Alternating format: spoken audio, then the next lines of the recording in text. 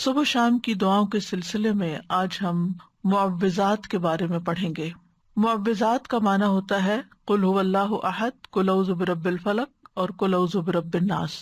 جب صرف سورۃ الفلق اور الناس ہوتی ہے تو اس کو کہتے ہیں معوذتین، لیکن جب قل هو اللہ یعنی تیسری سورت بھی ساتھ شامل ہوتی ہے تو اس کو کہتے ہیں معوذات، یعنی وہ صورتیں جن کے ذریعے اللہ تعالی کی پناہ طلب کی جاتی ہے۔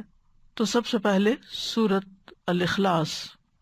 بسم اللہ الرحمن الرحیم قل هو اللہ احد اللہ الصمد لم یلد ولم یولد ولم یکن له کفوا احد۔ کہہ دیجئے وہ اللہ ایک ہے، اللہ بے نیاز ہے، نہ اس کی کوئی اولاد ہے اور نہ وہ کسی کی اولاد ہے اور نہ کوئی اس کا ہمسر ہے۔ سورۃ الفلق۔ بسم اللہ الرحمن الرحیم قل اعوذ برب الفلق من شر ما خلق ومن شر غاسق اذا وقب ومن شر النفاثات في العقد ومن شر حاسد اذا حسد۔ کہہ دیجئے میں صبح کے رب کی پناہ لیتا ہوں اس چیز کے شر سے جو اس نے پیدا کی، اور اندھیری رات کے شر سے جب وہ چھا جائے، اور گرہوں میں پھونکنے والیوں کے شر سے، اور حسد کرنے والے کے شر سے جب وہ حسد کرے۔ سورۃ الناس۔ بسم اللہ الرحمن الرحیم قل اعوذ برب الناس ملک الناس الہ الناس من شر الوسواس الخناس الذي يوسوس في صدور الناس من الجنة والناس۔ کہہ دیجئے میں پناہ لیتا ہوں لوگوں کے رب کی، لوگوں کے بادشاہ کی، لوگوں کے معبود کی، وسوسہ ڈالنے والے کے شر سے جو پلٹ پلٹ کر آنے والا ہے، جو لوگوں کے سینوں میں وسوسہ ڈالتا ہے جنوں اور انسانوں میں سے۔ معوذات کی اپنی ایک فضیلت ہے جو احادیث سے ہمیں پتہ چلتی ہے، خاص طور پر سورۃ الفلق اور الناس کی۔ رسول اللہ صلی اللہ علیہ وسلم نے فرمایا، کیا تم نہیں دیکھتے کہ آج کی رات ایسی آیات اتری ہیں کہ ان کی مثل کبھی دیکھی نہیں گئی، اور وہ قل اعوذ برب الفلق اور قل اعوذ برب الناس ہیں۔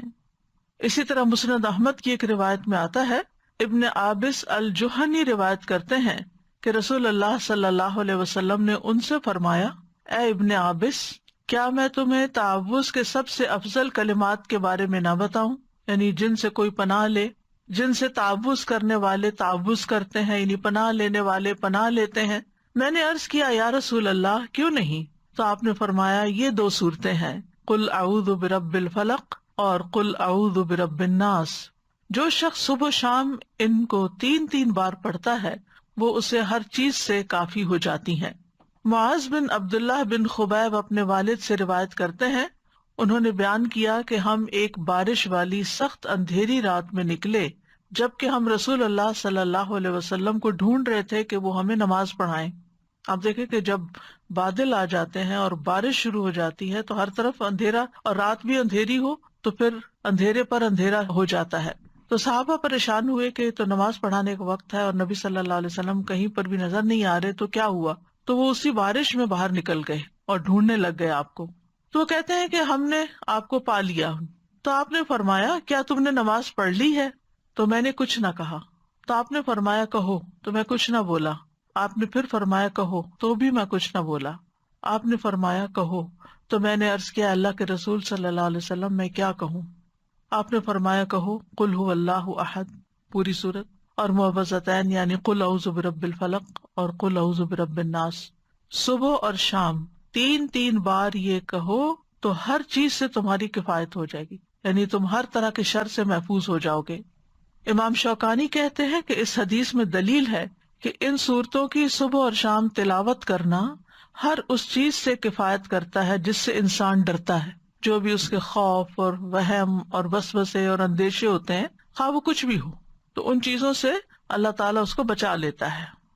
جہاں تک سورت الاخلاص کا تعلق ہے تو یہ سورت خالصتاً اللہ تعالیٰ کی صفات اور پاکی بیان کرنے پر مشتمل ہے، یعنی جب انسان اس کو پڑھتا ہے تو انسان اپنی توحید کو خالص کرتا ہے کہ میں اے رب تجھے اکیلا مانتا ہوں اور سب سے بڑا مانتا ہوں۔ قل هو اللہ احد میں آپ دیکھیے اللہ تعالیٰ اپنی ربوبیت میں، الوہیت میں، الہ ہونے میں، تمام اسماء و صفات میں اکیلا ہے، کسی صفت میں اس کا کوئی شریک نہیں۔ اللہ الصمد، الصمد کے بارے میں 3 اقوال ہیں۔ الصمد وہ سردار جس کی طرف لوگ قصد کر کے جائیں جس سے بڑا کوئی سردار نہ ہو، یعنی سب سے بڑا سردار۔ الصمد وہ جو نہ کھاتا ہو نہ پیتا ہو۔ الصمد وہ جو بے نیاز ہو، کسی کا محتاج نہ ہو۔ تو ان معنی کی بنا پر یہ لفظ صرف اللہ تعالیٰ ہی کے لیے استعمال ہو سکتا ہے، اللہ الصمد۔ ابو ہریرہ کہتے ہیں کہ یہ وہ ہستی ہے جو ہر ایک سے بے نیاز ہے جبکہ ہر کوئی اس کا محتاج ہے۔ ہم اپنی تمام حاجتوں میں، ضرورتوں میں اسی کی طرف رجوع کرتے ہیں۔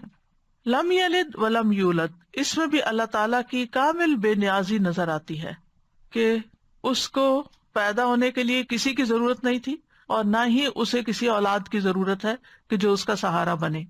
تو اللہ سبحانہ تعالیٰ تو الاول والآخر ہیں، وہ کسی سے جنم نہیں لیا اور نہ ہی انہوں نے کسی کو جنم دیا، سب اس کی مخلوق ہے۔ اس کے علاوہ جو کچھ بھی ہے وہ سب مخلوق ہے اور وہی خالق ہے۔ وَلَمْ يَكُنْ لَهُ كُفُوًا أَحَدٌ، اور کوئی بھی اس کے برابر کا نہیں، نہ اس کے ناموں میں، نہ اس کے کاموں میں، نہ اس کی صفات میں، اس کے ہمسر اور مثل کوئی بھی نہیں، نہ اس کے مرتبہ اور مقام کے برابر بھی کوئی نہیں، کوئی اس کے جوڑ یا ٹکر کا نہیں۔ تو اس کا مطلب یہ ہے کہ جب ہم یہ اقرار کرتے ہیں تو گویا ہم یہ کہتے ہیں کہ اللہ سبحانہ تعالیٰ سب سے بڑے ہیں اور ہم اسی کو اپنا معبود سمجھ کر اسی کے آگے جھکتے ہیں۔ پھر قل اعوذ برب الفلق، یہاں پر اعوذ کا لفظ جو ہے یہ آوازہ سے ہے۔ آوازہ کا معنی ہوتا ہے کسی چیز کے ساتھ اس کے پڑوس اور جوار میں لازم ہو جانا، یعنی کسی کے ساتھ لگ جانا، کسی کا پڑوسی بن جانا۔ جیسے وہ گوشت جو ہڈیوں کے ساتھ چپک جاتا ہے، اس سے الگ ہی نہیں ہوتا، اس کو عرب لوگ عوض کہتے ہیں، کیونکہ اس نے ہڈی سے مضبوطی پکڑ لی اور اس کے ساتھ چمٹ گیا۔ تو استعاذہ کا مطلب ہوتا ہے پناہ طلب کرنا، اللہ تعالیٰ سے شر، تکلیف اور مصیبتوں سے تحفظ یا حفاظت مانگنا، اس کے ساتھ لگ جانا، اس کی طرف متوجہ ہو جانا۔